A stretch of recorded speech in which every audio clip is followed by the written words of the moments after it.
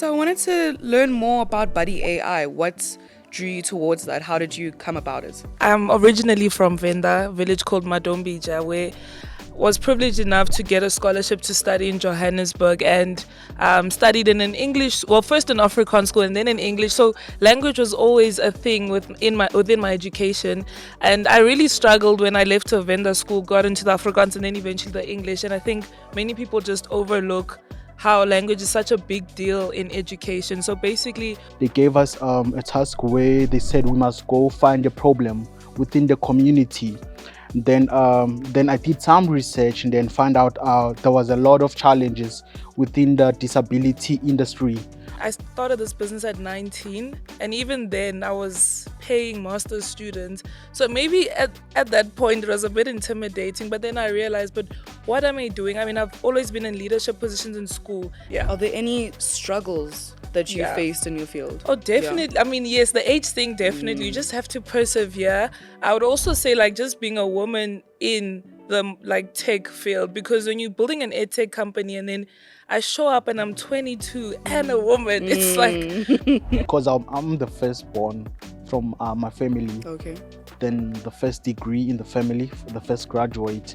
So everyone was expecting me to go work. It's like it was a big fight. I can imagine. What is your relationship like with MTN? How have they gotten to you to where you are? So they gave us mentorships and ultimately we had to pitch to them, and then the winner walks away with 100,000 rand. Oh, wow. And God is great because I pitched, I won the 100,000. One day got a call from the Oppenheimer Trust. Yeah. Sure. And they say doing what you love, you'll never work a day in your life. Exactly. Like Shiv mentions, sleeping around 2 a.m. I sleep around 4 a.m. Then I don't feel it. And then around 9 a.m. I'm up again. Yeah. Then I'm looking forward to, I love what I do. I don't know how to wake up early. I don't know what that is. Maybe. At all. I am a napper. I am a sleeper. So great. Power naps are great. Non-power. Oh. What is a 30-minute nap?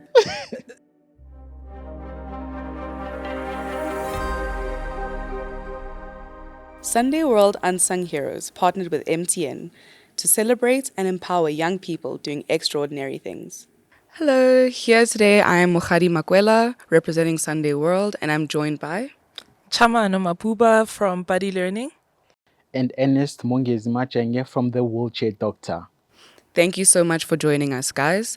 So to begin, I'd like a brief introduction from both of you. We can start with Chamo. So I am the CEO and founder of Buddy Learning, which is an edtech company. What we do very briefly is everything education and technology, but our most exciting project is Buddy AI. We built a tutor in your pocket, so for every child in your home language, they can access educational resources on WhatsApp. Okay. Yeah. And yourself, Ernest? I am the founder of the company called the Wheelchair Doctor. It's a company that invented the first manual wheelchair in the world that is able to go up and down the stairs. Can be used on two scenarios. Can be used on a flat surface and also can be used when you're going up or down the stairs. So the Wheelchair Doctor is all about the manufacturing of the wheelchairs, your mobility aids, anything to do with your mobility. Yes. Okay, that's very cool, guys. And do you mind if I ask your ages?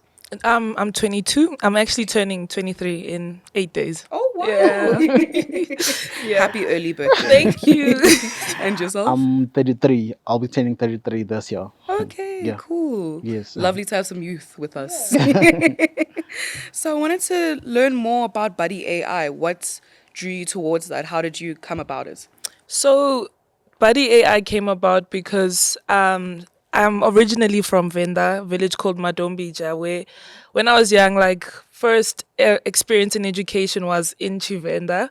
Was privileged enough to get a scholarship to study in Johannesburg and studied in an English, well, first in Afrikaans school and then in English. So language was always a thing within my education.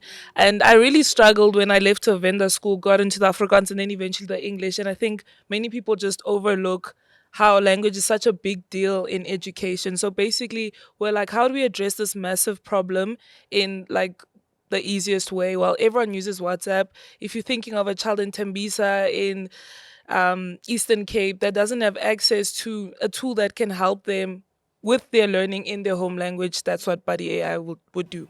Okay, Yeah. that's so it's from a lot of personal experience in your Yeah. life, which is Yeah, great. exactly. Passion projects, I feel, are more influential and like have a niche market when it comes from real lived experience. Because I'm Exactly. sure there's many people Of like you as course, I'm sure well. Dumi maybe can attest to something Yeah. similar. Yeah. Yeah. Very cool. And yourself, how did wheelchair, like your Uh, company, come oh, into play? I was doing my final year. I did auditing. I mean, Oh audit. wow. I'm an auditing graduate. Okay. So then it happens that I was doing my final year, and then there was a program that they were offering at Vets University, where they were teaching people how do you take an idea from a concept until become a successful product or business. So like the first task that they gave us on the first week, they gave us a task where they said we must go find a problem within the community. Then I did some research and then find out there was a lot of challenges within the disability industry. So like they gave us a task. We do a problem validation. You identify maybe a school or whatever, Yeah. a community where you can go ask those people what are the challenges they are facing on the daily basis. So I did that. Then I went to Soweto to one of the special needs school, then trying to find out like the challenges that they're facing. Then I found out like there was a lot of challenges, especially people living with disability. To be specific, the wheelchair users.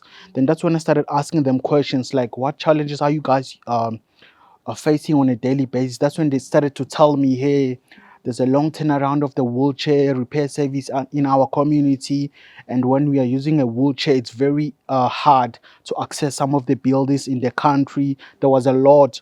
Then from there, that's how I fell in love with this. Let me do something about this. Yeah, So it's a passion project that's like led you through. yeah, I think so. I think That's so. great. Yeah, That's yeah, yeah. beautiful, Yeah, we can actually. say so. Because I see so many places that it's built for the public, but it's not a lot of wheelchair accessibility. Yeah, All yeah, the places they do have accessibility are so far out. yeah, And then they have to come deep in and the journey is longer, which makes absolutely no sense to Yeah. me because we should be making it easier for you. yeah. It's very Even strange. that's why you don't see a lot of wheelchair users on schools, universities, at the workplace, because the place is not accessible, and sometimes the employer, and then they take a decisions like it's gonna be too, it's gonna cost the company Yeah. to installing whatever for them to get access to the building. So yeah, it's a big challenge. You mentioned that you studied auditing. Yeah, yeah, yeah. How did you pivot from there to now doing this? Or do you still work in auditing as well? It's actually helping me a lot because auditing it's part of accounting. The under it's accounting. So I did it helped a lot because all the books, the financial projection, Oh, fair. Yeah. the financial statement, the balance sheet, I don't have to hire someone. I'm doing it for my. I'm doing it myself. Then also like the market research, because market research is based on like the numbers, accounting also, and then the population or the market size. So it's very easy for That's me. very Yeah, cool. yeah, It's like you knew where you were going, kind of, yeah, yeah, some way. That's yeah, very cool. yeah. And then for yourself, being 22 and Yeah. being a CEO, how is that? Especially when working with other people who maybe are like a lot older than you. I mean, yeah, that's everyone's favorite question. But for me, I work a lot with the youth, so all my colleagues. I mean, I started this business at 19, and even then, I was paying master's students. So maybe at that point, it was a bit intimidating. But then I realized, but what am I doing? I mean, I've always been in leadership positions in school, and what I really learned from that is like this is just all about teamwork and let's get to the end point, see the goal through. So I think age is beyond, like whoever's best to suit the position. I see the vision, so I think I'm very comfortable in that. This is my lived experience. I know exactly what we're trying to execute, and because everyone I work with trusts that I really do understand like what I'm trying to execute. It has been a seamless experience. I'm a tech undergraduate. In fact, I'm pursuing my master's in comp sci now. So if I'm talking tech in a room full of tech, just always going the extra mile to make sure that you have accreditations to Yeah, kind of true. back what I'm saying is like valid. Yeah. So, yeah. Are there any struggles that you Yeah. faced in your field? Oh, Yeah. definitely. I mean, yes, the age thing, definitely. You just have to persevere. I would also say, like, just being a woman in the like tech field, because when you're building an ed tech company and then I show up and I'm 22 and a woman, it's like, get out of here. Like, bring Yeah. the real CEO. Yeah. And then, yeah, so it's always having to work almost double. And I think it almost worked as like a strength because always knew people undermine me. We've always worked 10 times as hard as our competitors. And that's why within 4 years, we've managed to reach 10,000 students and all the traction that we've been able to do. So I think I took what I knew people would undermine me the most about, just work 10 times as hard so that almost give nobody an excuse to undermine you. And I think maybe if I wasn't young or a female, I wouldn't have worked as hard because I would have been so comfortable. Yeah, true. Yeah, But maybe it's pushed you to be exactly. like to persevere Yeah, as far as you have. So it's a blessing 110%. in disguise, some would Definitely. say. Yeah, definitely. And are there any trials and tribulations you faced? Yeah, personally, because I'm the firstborn from my family, Okay.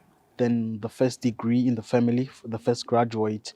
So everyone was expecting me to go work. Then Yeah. when because I was doing my final year and then telling them, I want to try a business, it's like it was a big fight. I can But imagine. then when they started to see me how I was taking it very serious, then that's when they started to change their mind also. And I wanted to ask both of you, what is your relationship like with MTN? How have they gotten to you to where you are? What's your relationship like? Oh, okay. My relationship with MTN started in I think it was 2021, where MTN were they were using Babi Molloy and Ricky Rick going around funding different entrepreneurs in different industry. So it happens that I was chosen. Then they came through and then asked me like what equipment do I need, because by then I was using my apartment as a warehouse, but I didn't have all the equipment and everything. I only had like two those blue toolbox, then they came, they told me like you've been chosen to be one of the winner.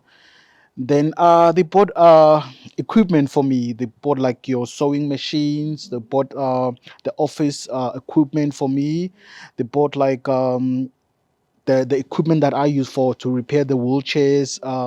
They bought me for a laptop, a phone. Then they gave me a 1 year contract of where I get like a data, yeah, Oh, every wow. month. Yeah. Then yeah, and then it was very successful because immediately after that, and then I got another company. They came through. Then they were looking for people in the business industry, but they have like a setup. If you have like a setup, then they start investing in your business. Then that's when they be able to invest in my company. Then we moved from Sunnyside apartment to Isando, where now I have like 150 square meters warehouse. Then this year it was when I was also chosen. There was a MTN was running a competition with a 702 MTN partnership where they were looking for different business in, I think, Gauteng. Yeah, it was Gauteng. Yeah, and then I was chosen also.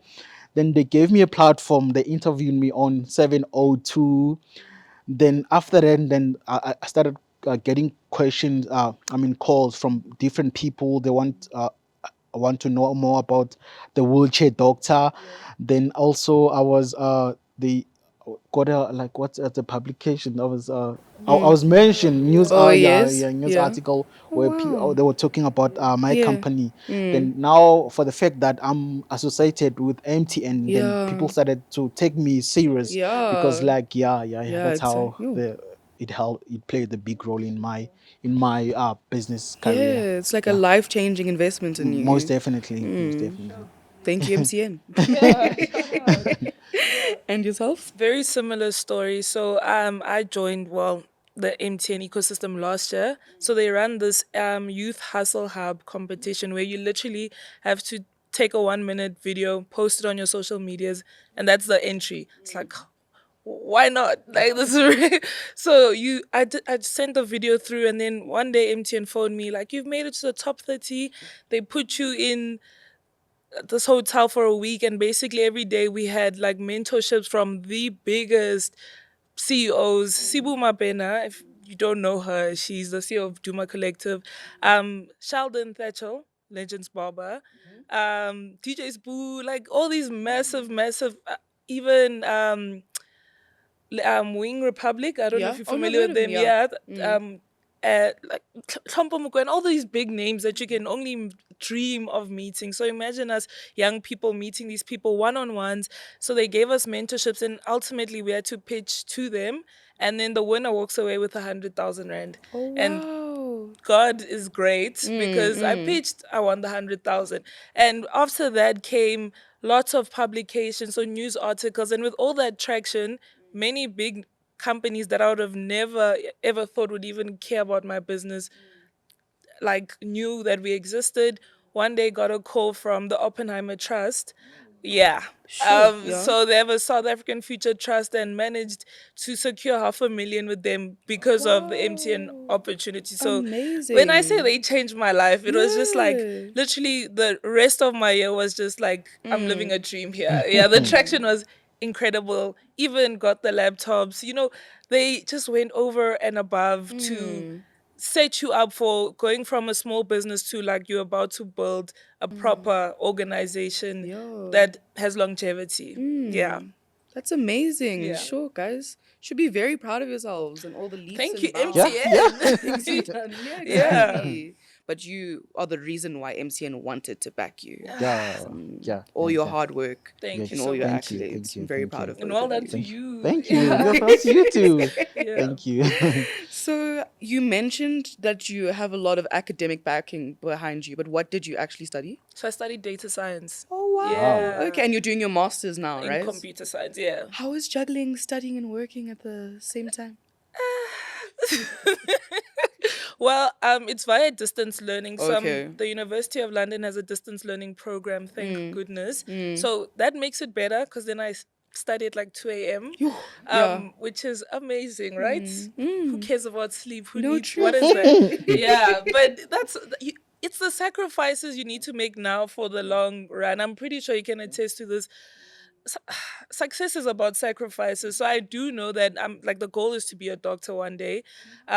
Really want to actually publish serious papers in my field. There's nothing better than having a business that you can back with research. So that's why I'm taking the I understand. sacrifices today. Yeah, it'll I'll pay off live in the long life when I'm run. older, man. Exactly. Maybe you'll Yeah, retire early as come on. well.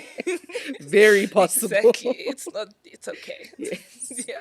And you mentioned that you were the first in your family to be a graduate and everything. How has that affected your family now? Like, how have you supported everyone?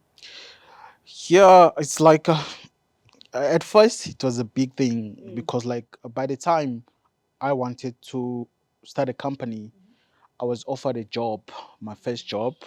Uh, it happens that I was very good in accounting. Then there's a company that was offering a job, and then they showed my mom like the figures that they were gonna be giving. Yeah. Yo, it took like 2 years for them to understand. But immediately after I got like all the tools, then maybe 2 months after MTN have gave me all the tools, then there was an investment about like 500,000. I mean, sorry, 1.5 million Oh rand for my me to start. goodness. Yeah. Then that's when they started like to taking me serious. Yes. Then I started getting calls for Yeah. interviews. Like this Mm. seems like this person is very serious about this.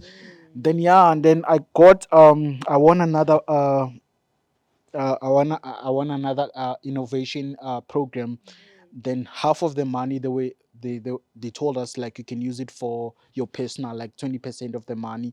Then after taking that money, then starting to buy them stuff, starting to support them, Now then they that's when it's understand. like yeah, Yeah, no, now we at made least the we right can choice. Yeah, now we we understand. can see the money's coming. Yeah. Yeah, and then after that they've been supporting me throughout. Even if I wanted to quit it, like business can be very brutal. It Yeah. can be very nice and up. Then by the time it Very goes The down. down, lows it's are like low. Yeah. Yeah. it's like I'm then sure that's why in the beginning when you first got that accounting job offer, they were like, this is stability. Yeah, This is yeah, security. yeah, You work your 9 to 5, you'll get paid at the end of the month yeah, consistently. Why would you run away from that and just follow your dreams? yeah. Yeah. Sorry to chip in, but same. My uh, mother almost lost her mind because when I graduated and I had an offer from a big five, she said, you gonna say no to this? And I was like, yeah. Yeah. She thought I was losing it. Family meetings, Mm, like, yeah, I mm. understand. And then when the money comes in, they're like, oh, we're so proud of you. Yeah.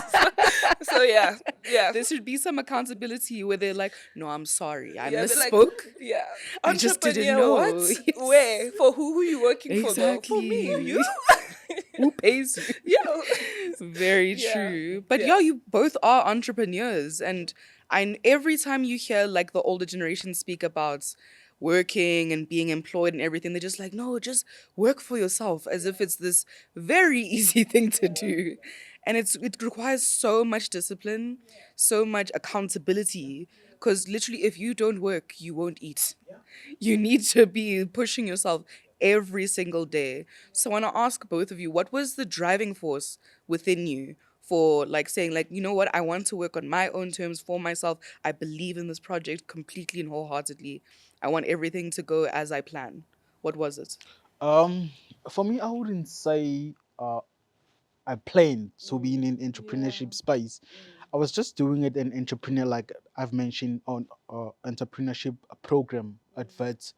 Then it happens every time when we were talking about they were giving me as a task. Then I'll come up with answers, and then I'll be then the lecture. There was a lecture and also like an industry leaders, and then when they started like and let's have a passion for this. I didn't see it come. It's like, what is this passion? Then this other time we went to IDC to be pitching to the investors.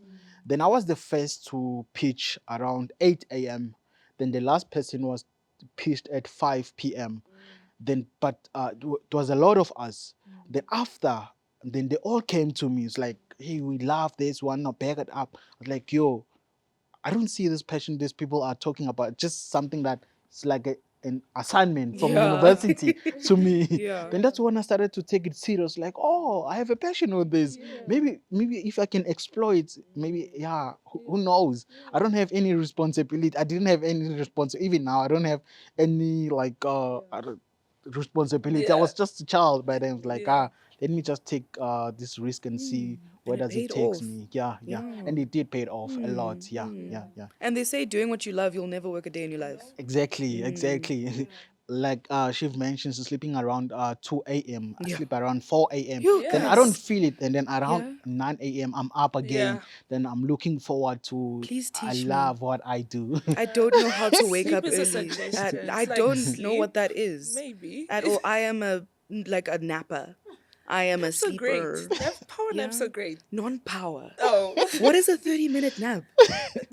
That's What do you- like it takes me 30 minutes to fall asleep. So, but you guys must be exhausted. I'm sure when you hit the pillow, out. I think the moment you find I don't know your passion, it's like everything's just gonna change automatic. Yeah. Everything just happen. Yeah. I also always see these memes that say like entrepreneurship be like, let me not work a 9 to 5. You leave a 9 to 5 to work 24/7. So even when if I wanna sleep, I lay down and I'm like, I could have done this and I like 1,000 ideas. So it's like brain's always racing. But back to like the drive, I agree with him wholeheartedly. I don't think I ever at any point in my life was like, one day I want to be an entrepreneur. In fact, in primary school, when you'd ask people what do their parents do, and they say, my mother's a businesswoman, that never made Yeah, sense in my yeah, head. I'm like, yeah. So what does she do? Like, is she an accountant? Is she like, what is that? What is it to be a business person? But yeah, so also fell into it because I was literally just solving a problem. First year, and I was like, I don't have money. Yeah. I'm a student. This is not a nice life, but I can solve a problem because I have skills. And then next thing it was like running a project. I thought I was running this fun project. It started making money. People were getting paid, and I entered. I was part of Alan Gray Orbis Foundation Fellowship. Yeah, and they were like, this entrepreneurial mindset. I was like, I don't have an entrepreneurial mindset. They're like, you built a company. Yeah. Oh, this is a company? That's literally what happened is Yeah. I built a team that was doing something like, oh, I guess I am an entrepreneur. Yeah, I don't think there was ever a Yeah. drive. It was natural. Yeah, if we can say That's so. so cool. And there's like Yeah. this similarity Yeah, when you between said, Yeah, I was there's a like, I lot thought of it was a project similarity. too. Yeah. So to close off for us, guys, I'd like you both, with the knowledge you've gained about each other's experiences and your companies, to ask each other a question. Any question, could be anything involved in what you've learned today. Yeah. Can you start us off, Yeah. please? So you in accessibility, that kind of field, right? Mobility, yeah. Yeah, but which is kind of under accessibility, right? Our biggest thing that we've been trying to include now is accessibility within our platform because most educational platforms are not accessibility first driven. Actually came back from a conference in Kenya where we were learning about how most daily things we use, even if you think about, those new payment machines that are just touchscreen, right? A person who's blind can't use them. And no one has thought that, but every company is just trying to use all these touchscreen things. But like, how do you think in education, like suggestions for us, how do you think we need to incorporate more accessibility features? Thank you for your question. Ever since I've been into the space, what you've just mentioned, there are also another innovators Yeah. that are into that. There's a company where they're using like your phone Yeah. for the blind people instead of you touching, Yeah. but you can be able to control it with the voice. Then they Yes. talking to you. Yeah. Then I think the best way at this moment it's you to find those innovators. Yeah. They're still at the early stage, Yeah. who have invented Yeah. that platform. Yeah. Maybe do like a strategic partnership with Yeah. them in order for you. I don't know, like Yeah. collaboration. Yeah, yeah. I think Oh, that will valid. be the best one. Yeah. Yeah, Thank you yeah. for Thank that. you. Yeah. Please, can you ask her your question? For me, I just want to know about the company itself, the education system. Yeah. What makes your company to be different Yeah. from, as we have seen, there's a Yes. lot of Yes.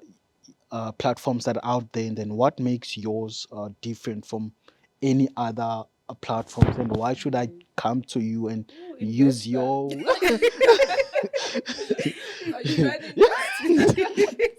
No, that's a great question. Great question. Tutoring education is such a saturated field. So our model, Buddy AI, what it was built for is if you have to think about your the child that's most overlooked in the education system is a child in some township, rural area that's going to a class that has 40, if not 50 learners in the class. Textbooks are provided by the government. The fact that maybe the teacher has a textbook, the students all having a textbook is also just like a wish. You see, like limited resources, lack of infrastructure, and then what if the next COVID happens? Like, where is this child getting resources from? So, how Buddy AI bridges that is that it's all on WhatsApp, a literal WhatsApp tutor where you can message it in Zulu, Venda, Tsonga, Tswana, because we also assume that everyone understands English in education. Most educational tools are in English. If you need resources on maths, if you go online, you're not gonna find it in Venda. But I only know Venda, so what do I do? So that's the gap we have bridged is any child, the average South African child or the most overlooked has this platform. They can learn how to code HTML in their home in Chivenda, or if you can't even type, you can send a voice note. It can send a voice. Yeah, so that's what we did is bridging that access to why is education a privilege? It shouldn't be a privilege. I shouldn't have to wait to go to university to learn how to build a website. Do it on learn it on WhatsApp in your home language. You don't have to learn English to go and learn something that you should use today. That's yeah. So, like, have you thought about like what about those you mentioned rural areas Yeah. on the your sentences? So, like, what about those who are unable to, who don't like a person from Eastern Cape? Yeah. Normally now, maybe a child, Yeah. nine, Yeah. they don't have access to the phones, right? Yeah. Like, what are your plan in order for them to To include yeah. everyone in this? Really good question. But also WhatsApp is like the biggest social media platform in Africa. So even in your the most underserved community in that square mile block, there's a person there that's got WhatsApp. That's why also we didn't make an app. We built it on WhatsApp for that reason, is that someone in the community has access to WhatsApp. The child not having a phone at 9 years old sounds like a great thing for me. Like, I don't think 9 year olds should be on WhatsApp. So it's more of a learning tool. So you can imagine them go to that granny's house. Oh, can I just quickly use WhatsApp to just text this? You see, there's WhatsApp data. So it it's all about limiting costs. Like, is it gonna be such a stretch for this person to access this? No, just go next door. Ask the questions, get your answers. Do you only speak Zulu? Let it answer you. Even it even can send a voice note to you explaining something in isiZulu. You don't need to, yeah, so that's why, and even the granny or whoever is in charge can actually use it for you. That's the plan. To buy laptops and phones, that's someone else's hill that we are not tackling. Yeah, you guys Yeah. really implored like accessibility. Yeah, Yeah, yeah. we tried. We Yeah. tried.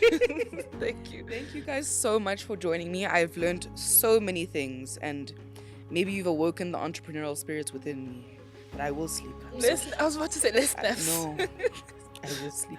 Okay, Thank good you for so much. Thank you. Thank you so much for having us. It's a pleasure. It's a pleasure. That's it from my side. Thank you so much to the Unsung Heroes and MTN. You can catch us on all of our social media platforms.